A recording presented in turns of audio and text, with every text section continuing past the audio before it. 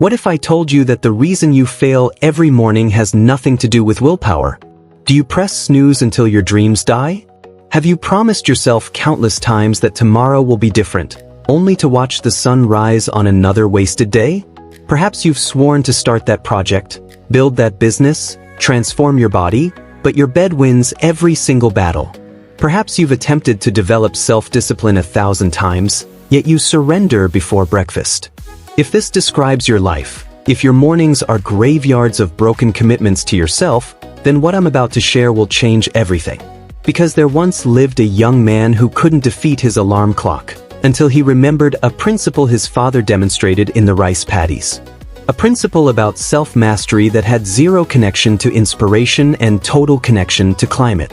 Listen carefully to every word. 3 decades ago, in a humble agricultural village surrounded by emerald mountains and infinite rice paddies, there existed a boy named David. David was 8 years old, bursting with vitality during daylight hours, but he despised one thing above all else in existence. Rising at 5 a.m. every solitary morning before the sun illuminated the horizon, David's father would wake him up. Time to labor, listen. The paddies are calling. And every solitary morning, young David would complain, "Papa, just 5 more minutes. I'm completely exhausted." But his father never tolerated justifications. Sunshine or storm, typhoon or dry season, bitter winter dawns or sticky summer beginnings. The principle never wavered. 5 a.m. they departed for the paddies. David would drag himself out of bed, his tiny frame weighted with sleepiness, and trail his father into the blackness. Sometimes it was pouring so intensely he couldn't see 3 feet forward. Sometimes the chill pierced through his flimsy clothing like daggers. Sometimes he was so drained he wept while trudging.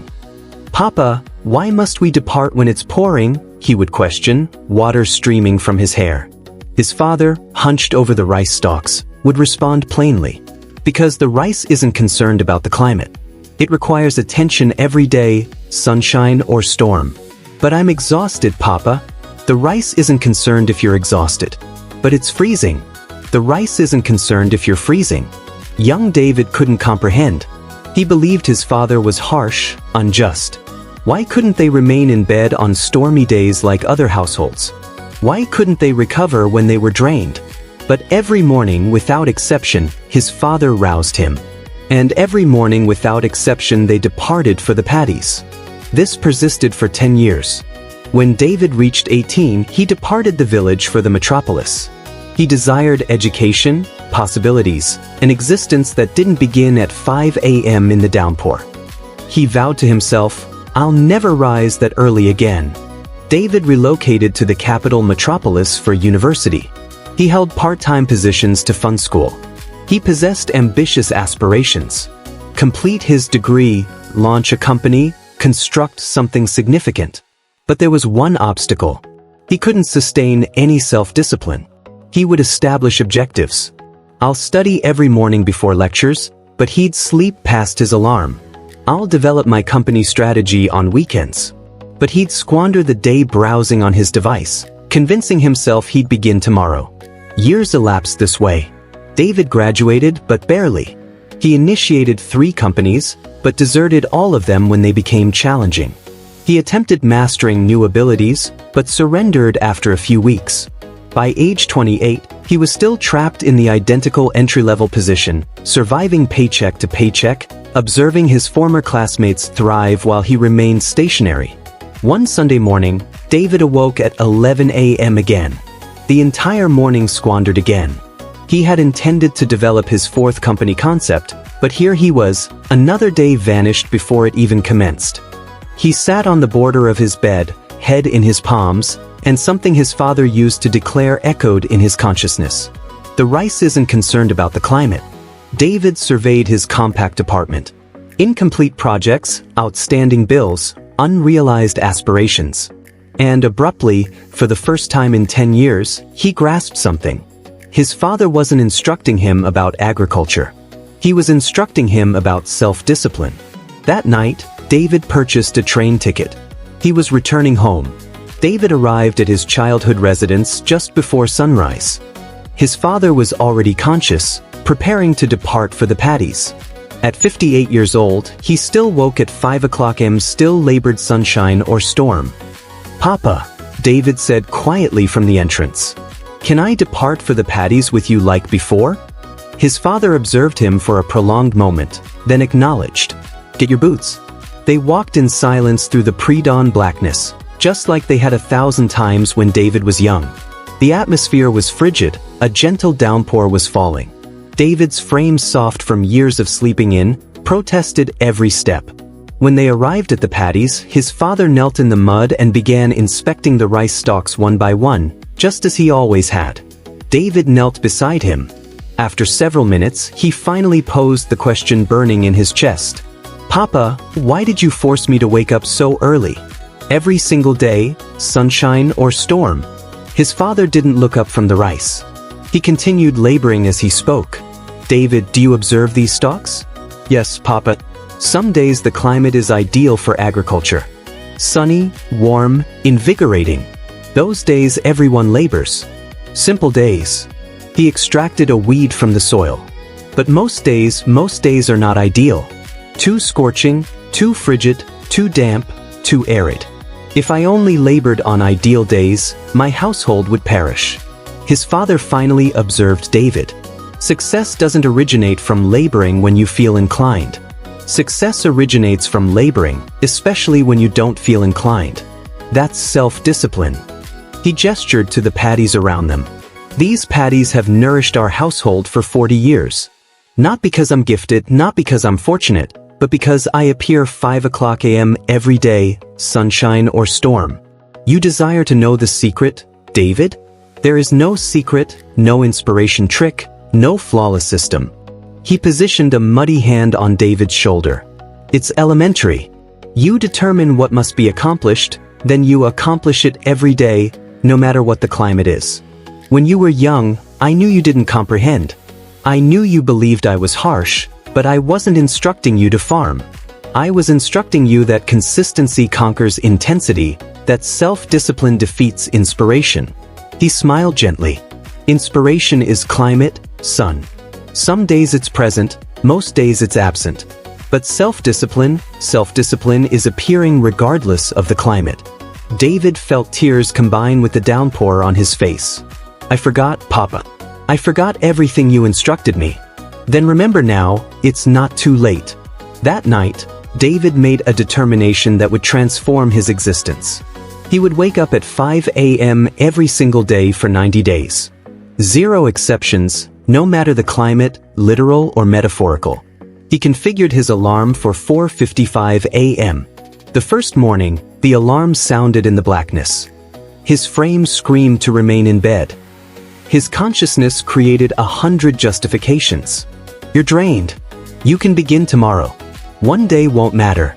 But then he remembered the rice isn't concerned about the climate. He rose.